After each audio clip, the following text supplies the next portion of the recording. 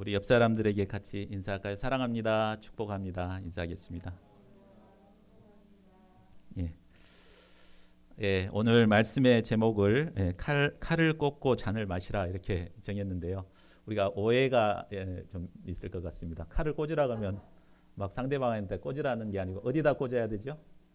칼집에. 우리가 풀어서 칼을 칼집에 꽂고 잔을 마시라 이렇게 다시 한번 해볼까요? 자, 시작. 칼을 칼집에 꽂고 잔을 마시라. 예, 이게 정확한 제목으로 이렇게 생각하시면 되겠습니다. 요절 말씀은 18장 11절입니다. 우리 같이 한 목소리로 읽겠습니다. 자, 시작. 예수께서 베드로더러 이르시되 칼을 칼집에 꽂으라. 아버지께서 주신 잔을 내가 마시지 아니하겠느냐 하시니라. 고마우신 하나님, 참 저희들을 예배의 자리로 인도하여 주신 것을 감사합니다.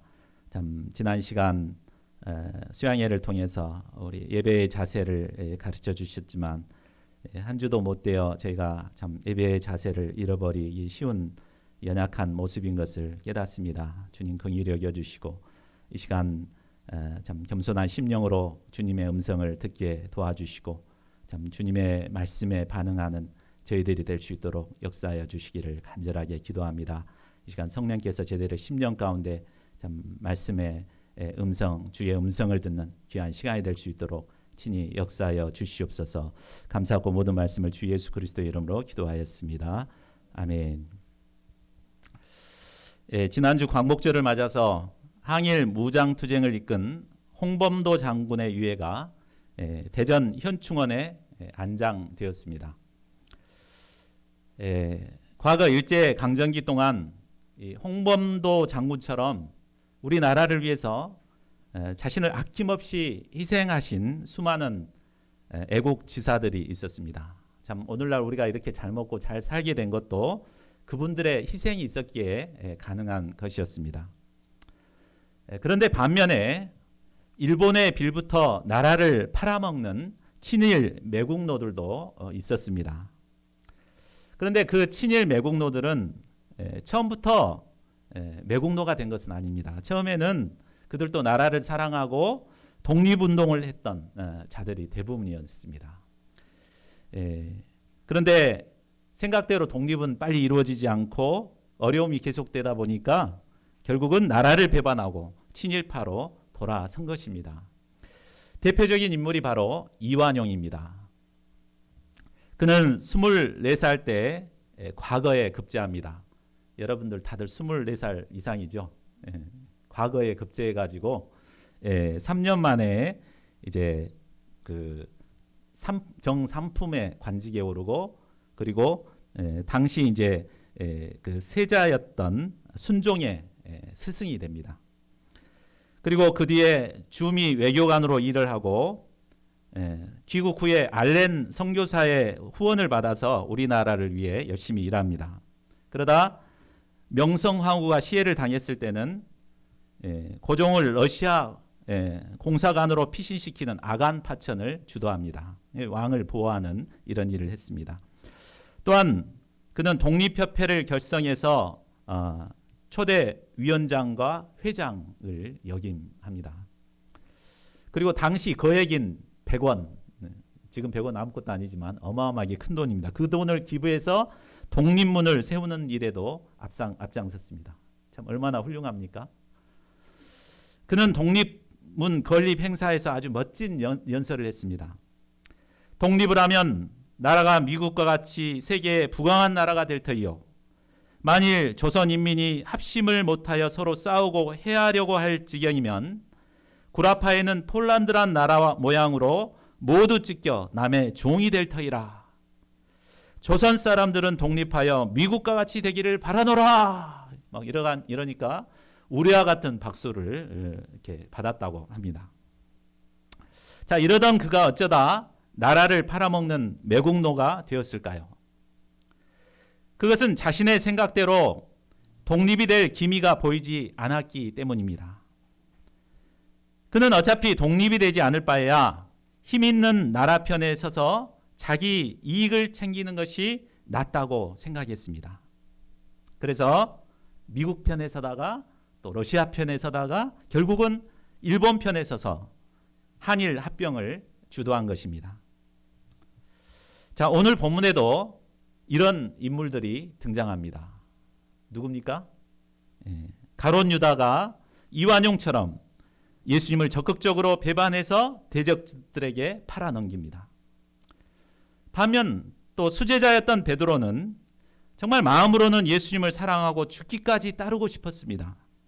그러나 두렵고 힘든 상황에 처하게 되자 원치 않게 예수님을 3번씩이나 부인하게 됩니다.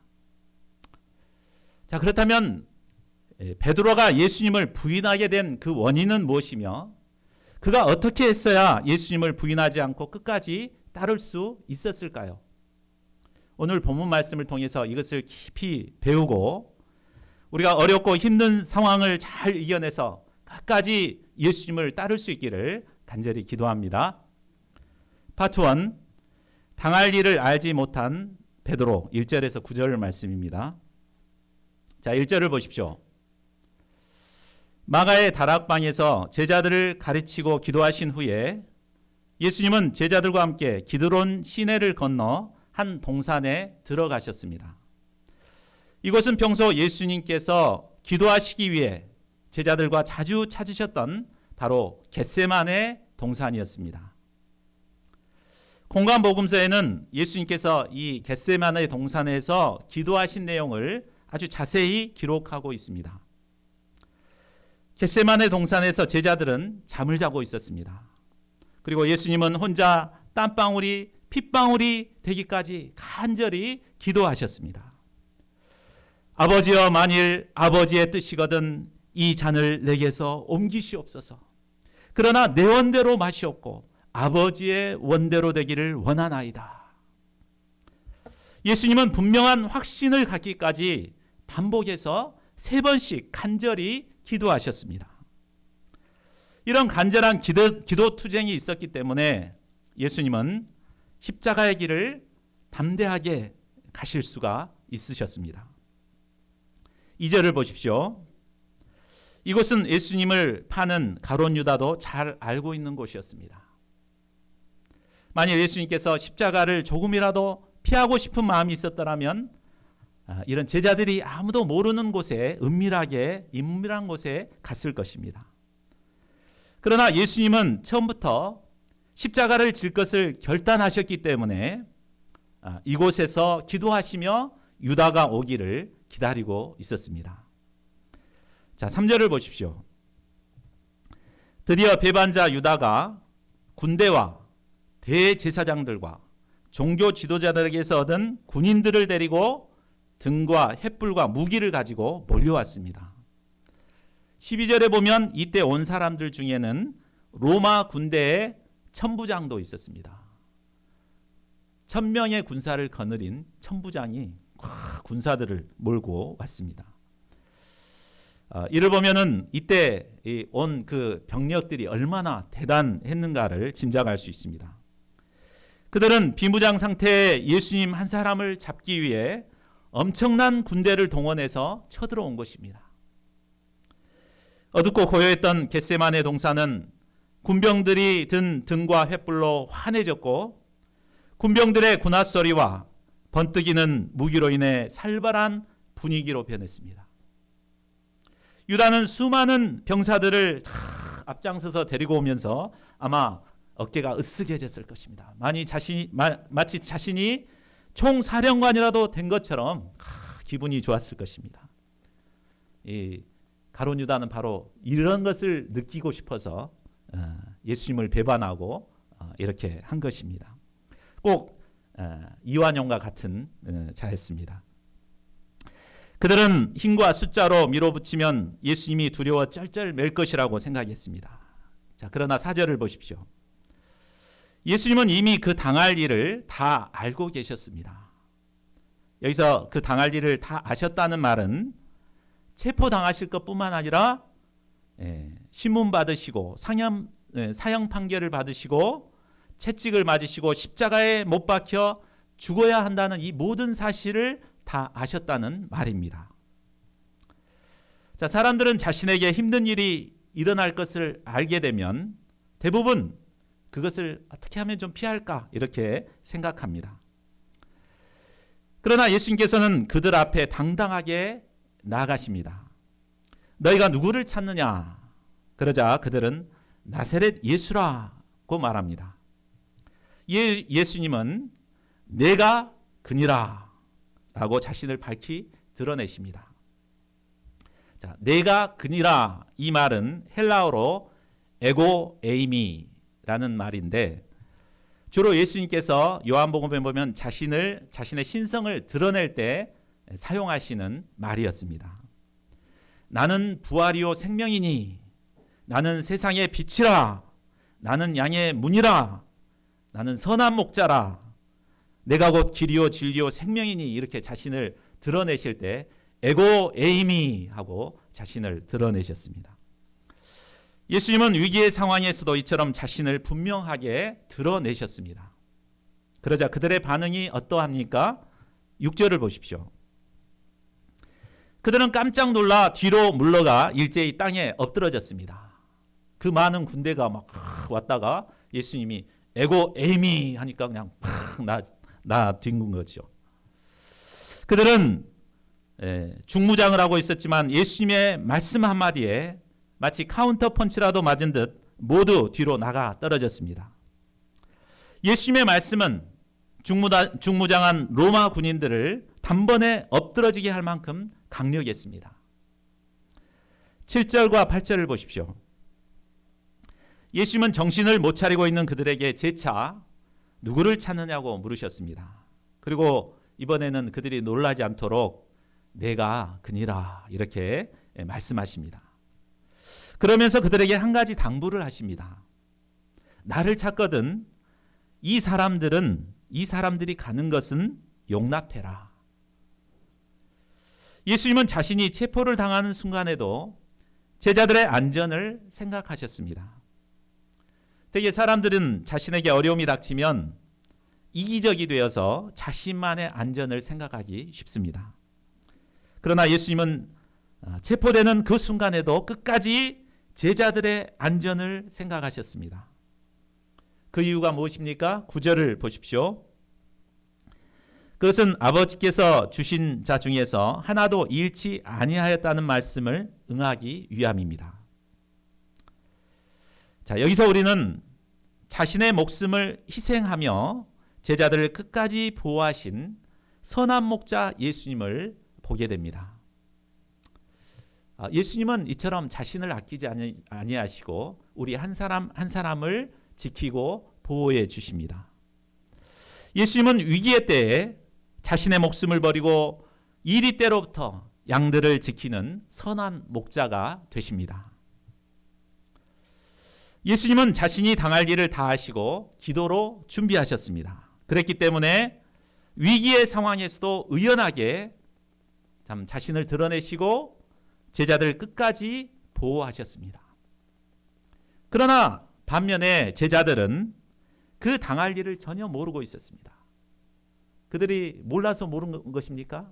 예수님이 반복해서 그들에게 당할 일을 말씀해 주셨습니다. 그러나 그들은 자신의 생각과 맞지 않는다고 귀를 틀어막고 안 들었습니다. 한 귀로 듣고 한 귀로 흘렸습니다.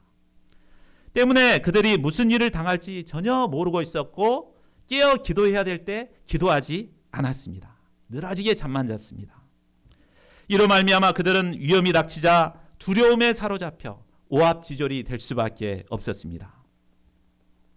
이처럼 우리에게 닥치게 될 일을 우리가 알지 못할 때 우리는 기도하지 않고 실패할 수밖에 없게 됩니다.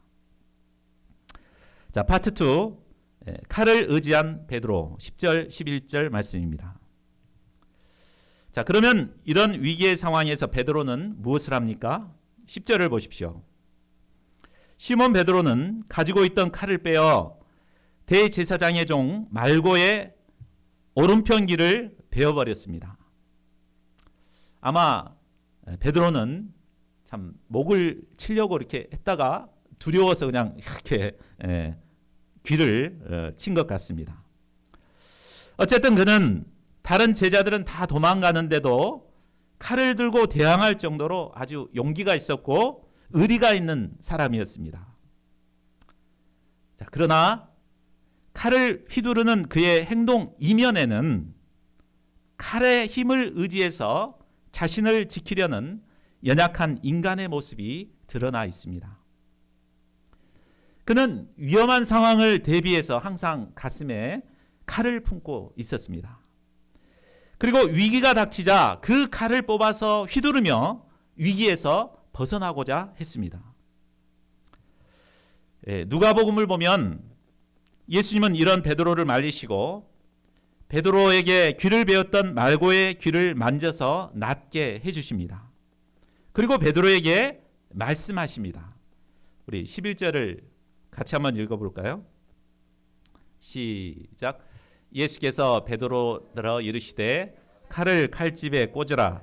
아버지께서 주신 잔을 내가 마시지 아니하겠느냐. 자, 우리는 이 말씀 속에서 문제를 해결하는 두 가지 방법을 보게 됩니다. 우리가 위험에 처했을 때 그것을 해결하는 방법은 첫째는 칼을 쓰는 방법과 둘째는 잔을 마시는 이 두 가지 방법이 있습니다.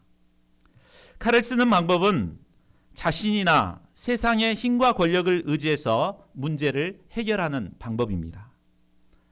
반면에 잔을 마시는 것은 겸손히 자신과 자신이 의지하던 것을 내려놓고 하나님의 뜻을 찾고 하나님의 뜻에 순종하는 것입니다. 사람들은 보통 칼을 쓰는 것이 문제를 해결하는 데 확실한 방법이라고 생각합니다. 반면에 잔을 마시는 것은 소극적이고 약하고 어리석은 것이라고 생각합니다. 그래서 잔을 마시는 것은 인기가 없습니다. 사람들은 잔을 마시는 것보다 칼을 들고 칼로 모든 문제를 해결하고자 합니다. 혈기를 부리고 감정적으로 대하며 다투고 대항하고 싸우고 이런 칼을 씁니다. 그런데 칼을 쓰게 되면 문제가 해결되는 것이 아니라 더욱 문제가 꼬이고 커지는 것을 경험하게 됩니다. 그렇죠? 자, 예수님은 마태복음 26장 52절에서 칼을 가지는 자는 다 칼로 망하느니라 라고 말씀하셨습니다. 이는 역사가 증명해주고 있습니다. 세계를 무력으로 제패한 영웅들은 한때 이렇게 세계를 정복할 것 같았지만 결국은 다 칼로 망하게 되었습니다. 징기스칸, 알렉산더, 시저, 나폴레옹, 히틀러, 무솔리니 다 한때 막 세계를 정복할 것 같았지만 결국은 칼로 망하게 되었습니다. 무력으로 정권을 잡은 자들은 반드시 무력으로 망하게 됩니다. 예수님은 충분히 칼을 이용해서 이들을 물리칠 수 있는 분이십니다. 마태복음 26장 53절에 보면 예수님은 당장에 구하여 12군단 더 되는 천사를 보내게 하실 수도 있습니다. 한 군단에 몇 명입니까? 1200명, 72,000명의 천사들을 보내가지고 한꺼번에 싹쓸이 해버릴 수도 있으십니다. 예수님은 말씀 한마디로 천지 만물을 창조하신 분이십니다. 폭풍우도 말씀 한마디로 잠잠케 하시고 죽은 나사로도 살리시는 신적 권능을 가지신 분이십니다. 예수님이 만일 검을 사용하신다면 원수들은 순식간에 초계와 같이 쓰러지게 될 것입니다. 우리는 위기의 순간에 칼을 사용해서 통쾌하게 대적을 물리치면 아주 속이 후련할 것 같습니다. 참 이런 영화 보면 굉장히 막 재밌잖아요. 막 아드레날린이 올라가고 기분이 좋습니다. 그러나 기분은 좋아질지 모르지만 그렇게 되면 우리가 하나님의 뜻을 이루는 것은 불가능하게 됩니다. 때문에 예수님은 무한한 능력을 가지고 있으면서도 그 능력을 칼집에 도로 꽂으셨습니다. 그리고 하나님의 뜻에 순종함으로 아버지께서 주신 잔을 마시고자 하셨습니다. 이 결단이 있었기 때문에 예수님은 인류 구속 역사를 온전히 이루시고 십자가에서 승리하실 수 있으셨습니다. 자, 우리는 어려운 상황이 닥치면 칼을 빼들고 뭔가 보여주고 싶습니다. 그렇죠? 내가 누군지 알아? 나 너 서장하고 막 그랬던 사람이야. 막 하고 이렇게 큰 소리치고 막 하고 싶습니다. 나를 무시하고 함부로 하는 사람들에게 본때를 보여주고 싶습니다. 이 때문에 혈기와 감정을 앞세워 칼을 휘두릅니다. 그러나 우리는 이때 칼을 칼집에 다시 꽂아야 합니다. 그리고 하나님께 나아가 이 어려운 상황을 배열하신 데는 어떤 뜻이 있는가? 하나님께 무릎을 꿇고 기도해야 합니다. 그리고 그것을 깨달은 뒤에는 믿음으로 순종하여 그 잔을 마셔야 합니다. 몇 년 전 저는 저의 설교가 은혜가 없다고 하는 말을 남기고 두 가정이 떠나는 일을 겪었습니다. 목회자에게 있어서 설교에 은혜가 없다는 말은 무능하고 자격이 없다는 말이나 마찬가지였습니다. 저는 이 말에 자존심이 상하고 화가 나서 칼을 빼들고 싸우고 싶었습니다. 그러나 그분들은 이미 떠났기 때문에 싸울 수가 없었습니다. 그 일을 당한 뒤 저는 이 일을 당하게 된 이유가 무엇인가를 하나님께 나아가 기도하게 되었습니다. 그러던 중 하나님께서 이 일을 통해 저를 하나님의 말씀의 종으로 훈련하고 키우고자 하시는 뜻이 있음을 깨닫게 되었습니다. 하나님의 뜻을 발견한 저는 이 하나님이 주신 잔을 마시기 위해 노력했습니다. 저는 그 전에 책상 위에 앉아서 책을 읽어본 적이 별로 없던 자였습니다. 근데 이제 순종해서 책을 사서 책을 읽고 또 글쓰기 훈련을 감당히 했습니다. 이를 통해 점차 하나님의 말씀을 대언하는 말씀의 종으로 성장해 가고 있습니다.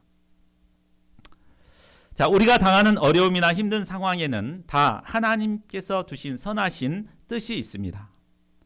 한마디로 모든 고난 가운데는 하나님께서 예비하시는 잔이 있다는 말입니다. 우리는 하나님께 기도함으로 그 잔이 무엇인가를 깨달아야 합니다. 그리고 힘들고 어렵지만 어찌하든지 하나님의 영광을 위해 그 잔을 마셔야 합니다. 이때 하나님께서는 우리를 생명 구원 역사에 귀하게 사용하십니다. 저희 모두가 칼을 칼집에 꽂고 잔을 마심으로 하나님께 귀히 쓰임받는 자들이 될 수 있기를 간절히 기도합니다. 파트 3, 예수님을 멀찍이 따른 베드로 12절에서 27절 말씀입니다. 12절을 보십시오. 예수님을 잡아 결박한 군인들은 먼저 안나스에게로 예수님을 끌고 갔습니다.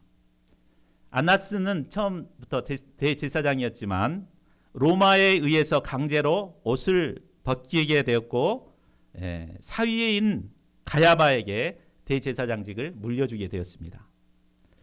그러나 그는 옷을 벗었지만 여전히 막강한 권력을 행사하고 있었습니다. 그래서 가야바에게 가기 전에 먼저 안나스가 신문을 하게 됩니다. 15절을 보십시오. 예수님께서 체포당하자 제자들은 모두 도망을 갔습니다.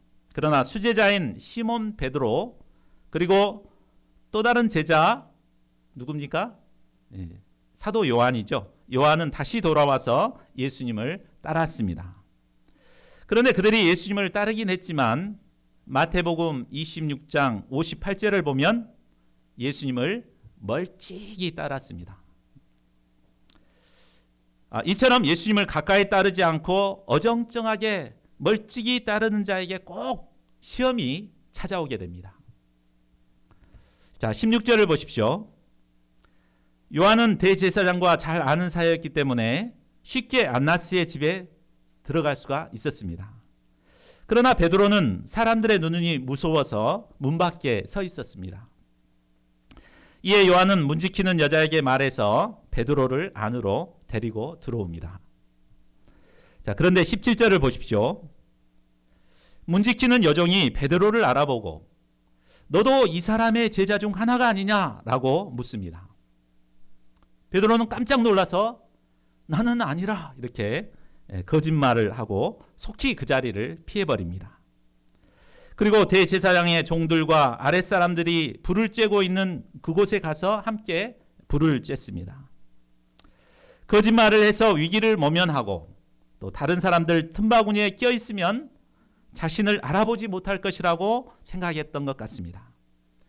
그러나 베드로는 악인들과 함께 같이 있다가 또 시험을 받게 됩니다. 자, 19절에서 24절은 안나스에게 신문을 받으신 예수님의 모습이 나옵니다. 자, 이 구절을 보면 베드로가 3번 부인하는 그 사이에 예수님이 신문 받는 내용을 딱 껴놓고 있죠. 왜 이렇게 그 세례 사도 요한이 이렇게 요한복음을 이렇게 썼을까요? 그것은 당당하게 신문 받으신 이 예수님의 모습과 또 예수님을 부인하는 베드로의 모습을 비교해서 보여주기 위함입니다. 자, 그렇다면 예수님은 어떻게 신문을 받으십니까? 19절을 보십시오. 안나스는 예수님께 제자들이 누구인지 그리고 제자들에게 가르쳤던 교훈이 무엇인지 물었습니다. 이렇게 묻는 이유는 제자들을 일일이 찾아내서 철저히 그 씨를 없애기 위함이었습니다. 또한 예수님의 답변에서 꼬투리를 찾아 예수님을 정죄하기 위함이었습니다. 자, 이때 예수님은 무엇이라고 말씀하십니까? 20절, 21절을 보십시오. 내가 드러내놓고 세상에 말하였노라. 모든 유대인들이 모이는 회당과 성전에서 항상 가르쳤고 은밀하게는 아무것도 말하지 아니하였거늘 어찌하여 내게 묻느냐. 자, 예수님께서는 지금껏 모든 것을 드러내놓고 공개적으로 말씀하셨습니다. 마가복음 1장 22절을 보면 예수님의 설교를 들은 사람들의 반응이 나옵니다. 무사람이 그 교훈에 놀라니 이는 그가 가르치는 것이 권위 있는 자와 같고 서기관들과 같이 아니함일러라. 예수님은 지금껏 공개적으로 말씀을 가르쳐 왔습니다. 그리고 많은 사람들이 예수님의 가르치는 교훈에 놀라고 은혜를 받았습니다. 자, 그러므로 정말 예수님이 무슨 교훈을 가르쳤는가를 알고 싶으면 들었던 사람들에게 물어보면 되는 것입니다. 그리고 증언으로서의 효력은 당사자는 얼마든지 거짓말로 말을 바꿀 수 있잖아요. 그런데 들었던 사람들에게 증거를 수집하는 것이 더 확실한 증거인 것입니다. 그러니까 나한테 묻지 말고 들었던 사람들에게 물어보라 이렇게 말씀한 것입니다. 자, 22절을 보십시오. 예수님께서 안나스의 신문에 당당하게 말씀하시자 곁에 섰던 아랫사람 하나가 내가 감히 대제사장에게 이같이 대답하냐 하면서 건방지다고 손으로 뺨을 쳤습니다. 유대법에는 피고의 인권을 존중하기 위해서 신문받는 도중에는 신문받는 사람을 때리지 못하도록 규정하고 있습니다. 우리도 그렇죠? 신문받을 때 딱 묶여갖고 있는데 그냥 막 때리면 이건 인권을 유린하는 것이죠. 자, 이때 뺨을 맞았어요. 예수님 어떻게 해야 되죠? 마태복음 5장 39절에 보면 예수님은 악한 자를 대적하지 말라. 누구든지 내 오른편 뺨을 치면 왼편도 돌려대며 이렇게 말씀하셨습니다. 그러니까 예수님 어떻게 해야 돼요? 뺨 맞았으니까 이쪽도 때려줘 이렇게 해야 될 것 같습니다. 그러나 예수님께서는 이때 어떻게 하십니까? 23절을 보십시오. 내가 말을 잘못하였으면 그 잘못한 것을 증언하라. 바른 말을 하였으면 내가 어찌하여 나를 치느냐? 라고 분명하게 그의 잘못을 지적하고 책망합니다. 자, 이것을 볼 때 예수님께서 오른편 뺨을 치면 왼편을 돌려대라 라고 하신 것은 어떤 의미일까요? 그것은 보복하지 말라는 의미지 불법이나 좋지 않은 것도 용인하라 이런 말은 결코 아닙니다. 신자는 불의와 부정을 보고도 그냥 눈 감아서는 안 됩니다. 예수님처럼 잘못을 분명하게 지적하고 책망할 수 있어야 합니다. 예수님은 잡히시고 신문 받으시는 상황에서도 분명하게 잘못을 책망하고 진리를 증거하셨습니다. 반면 예수님께서 신문을 받으실 때 베드로는 어떻게 하고 있었습니까? 자, 25절을 다시 베드로에게로 가보겠습니다. 그는 악한 자들과 함께 계속해서 불을 쬐고 있었습니다. 만일 베드로가 예수님을 따르려고 했다면 적극적으로 따르든지 아니면 예수님을 가까이 따를 자신이 없으면 그 자리를 피해서 도망가든지 이 둘 중 하나를 선택해야 했습니다. 그러나 그는 사람들의 눈치를 보면서 그 자리에 어정쩡하게 머물러 있었습니다. 자, 이런 태도는 그를 더욱 궁지로 몰아넣었습니다.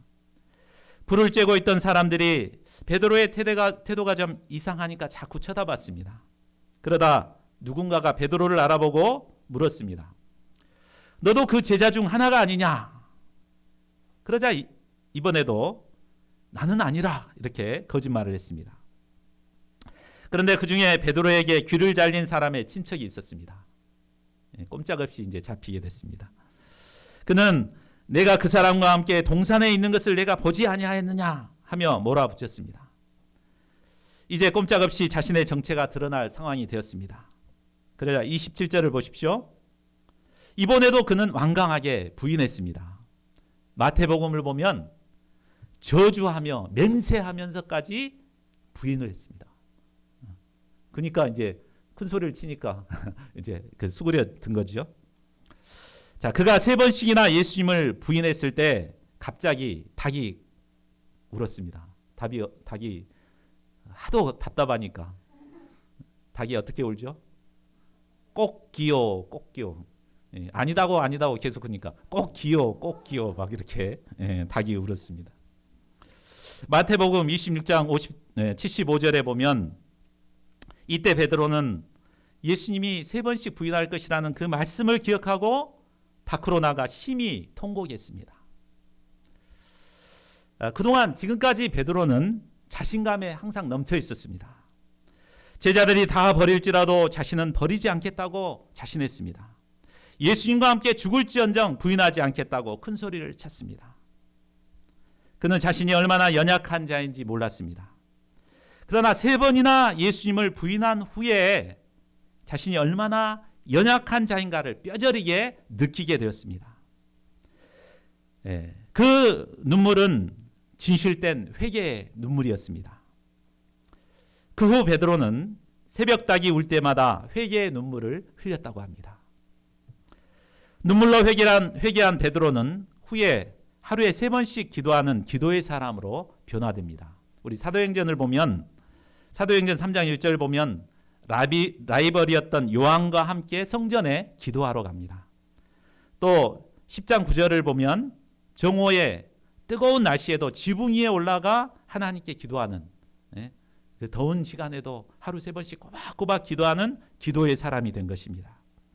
그가 기도의 사람으로 변화되었을 때 하나님께서는 그를 사용하셔서 사도행전의 주역으로 인류 구원 역사를 이루는 도구로 귀히 사용하셨습니다. 혹시 우리 중에 베드로처럼 자신을 의지하고 기도하지 않는 자들이 있습니까? 예수님을 따르지만 멀찍이 따르고 있지는 않습니까? 저희 모두가 베드로의 실패를 거울 삼아 기도의 사람이 되어 예수님을 온전히 따를 수 있기를 기도합니다. 그리하여 하나님의 구속 역사를 이루는 주역들로 귀히 쓰임받을 수 있기를 기도합니다. 말씀을 맺겠습니다. 이상을 통해서 볼 때 우리가 예수님을 따르면서도 실패하게 되는 원인이 무엇인가를 배울 수 있었습니다. 첫째는 예수님을 따르면서도 무슨 일이 있게 될지 전혀 모르고 따른다는 데 있습니다. 우리는 예수님을 따르면 막연하게 핑크빛 미래가 펼쳐질 것이라고만 기대합니다. 그러나 우리가 예수님을 따르다 보면 우리의 기대대로 핑크빛 미래만 펼쳐지던가요? 그렇지 않죠. 고난과 역경, 수많은 광야와 어려움들을 만나게 됩니다. 이때 이런 전혀 뭘 만나야 될지 어떻게 해야 될지 모르는 상황에서는 우리가 참 힘들어지고 무기력해지고 우울증에 빠지고 이렇게 될 수밖에 없습니다. 그러나 이런 우리에게 하나님의 말씀은 우리 앞에 어떤 어려움이 놓여 있을 것인가, 또 이 어려움을 어떻게 이겨낼 것인가 우리에게 가르쳐 주십니다. 우리가 말씀을 사모하고 이 말씀을 통해서 우리 앞에 이러한 일들을 어떻게 가야 될 것인가 이것을 깨닫게 될 때 우리는 어려움들을 이겨나가고 승리할 수가 있습니다. 둘째로 칼을 의지하고 자신을 의지했기 때문에 실패할 수밖에 없습니다. 하나님의 종들은 칼을 의지하고 혈기와 감정을 앞세우게 되면 결국은 실패하게 됩니다. 그러므로 우리는 겸손히 자신의 연약함을 인정하고 칼을 칼집에 꽂아 넣어야 합니다. 그리고 하나님이 주신 잔을 찾고 또 그 잔을 마시고자 결단해야 합니다. 이때 우리는 위험을 이겨내고 승리의 삶을 살아갈 수 있습니다. 셋째로, 멀찍이 따르기 때문에 우리는 시험에 들고 넘어지게 됩니다. 예수님을 따르면서도 어정쩡하게 멀찍이 따르기 때문에 시험이 찾아오게 되고 결국 시험에 넘어지게 되는 것입니다. 그러므로 우리는 예수님을 따르더라도 예수님 가까이, 예수님과 함께 동행하는 삶을 살아야 합니다. 매일매일 예수님과 함께 동행하는 삶을 살 때 우리는 모든 시험을 이기고 승리의 삶을 살게 됩니다. 저희 모두가 하나님의 말씀을 통해 장차 일어날 일들을 깨닫고 고난과 역경 중에서도 주님의 잔을 마시게 되기를 기도합니다. 예수님께서는 이미 우리에 앞서서 고난의 잔을 마시고 십자가의 길을 가셨습니다. 제가 이 예수님을 본받아 가까이 따르게 될 때 우리는 모든 어려움을 이기고 당당히 사명의 잔을 마실 수 있습니다. 예수님을 본받아 가까이 따름으로 모든 어려움을 이기고 승리하는 삶을 살아가는 저희 모두가 될 수 있기를 간절히 기도합니다. 우리 요절 말씀 같이 읽고 기도하는 시간 갖겠습니다. 11절 시작. 예수께서 베드로더러 이르시되 칼을 칼집에 꽂으라. 아버지께서 주신 잔을 내가 마시지 아니하겠느냐 하시니라. 기도 제목 나누겠습니다. 첫 번째로 우리가 자신을 의지하고 칼을 의지하고자 했던 것을 회개하고 기도하지 않았던 것을 회개해야 되겠습니다. 두 번째로 말씀을 통해 장차 이루어질 일과 또 하나님께서 우리에게 주신 잔을 발견하는 자가 되기를 기도해야 되겠습니다. 세 번째로 예수님을 본받아 예수님을 가까이 따르는 삶을 살기를 우리가 결단했으면 좋겠습니다. 이 시간 반주에 맞춰서 한 1, 2분 정도 기도하겠습니다. 하나님 아버지, 오늘 말씀 드리겠습니다. 기도하지 않고 하나님의 뜻을 알지만 세상 것으로 칼을 의지하고 결국은 예수님을 부인하고 실패하십니다.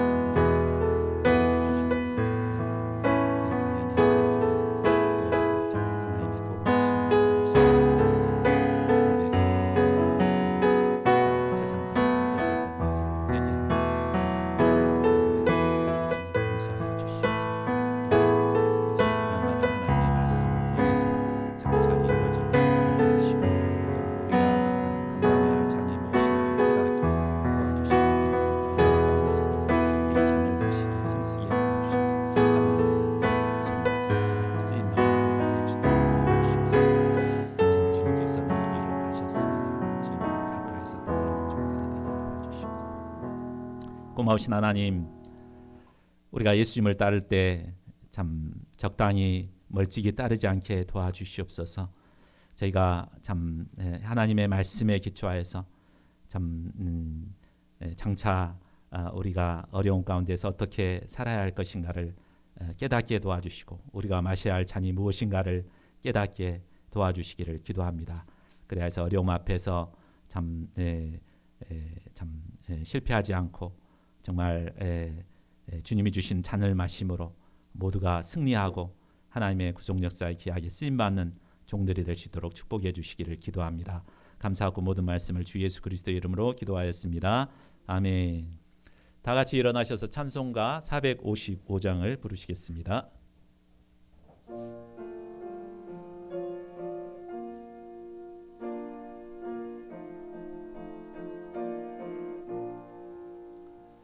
주님의 마음을 본받는 자, 그 맘에 평강이 찾아오면 험악한 세상을 이길 힘이 하늘로부터 임함이로다.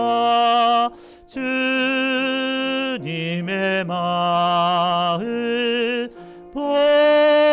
본받아 살면서 그것 나도 이루리. 주 모습 내 눈에 안 보이며 그 음성 내 귀에 안 들려도 내 영혼 날마다 주를 만나 신령한 말씀 늘 배우도다. 주님의 마음 본받아 살면서 그 거룩하시 나도 이루리. 가는 길 거칠고 험하여도 내 맘에 불평이 없어짐은 십자가 고난을 이겨내신 주님의 마음 본받음이라. 주님의 마음 본받아 살면서 그 거룩하시 나도 이루리. 주 예수 세상에 다시 오실 그날엔 무성도 변화하여 주님의 빛나는 그 영상을 다 함께 보며 주 찬양하리. 주님의 마음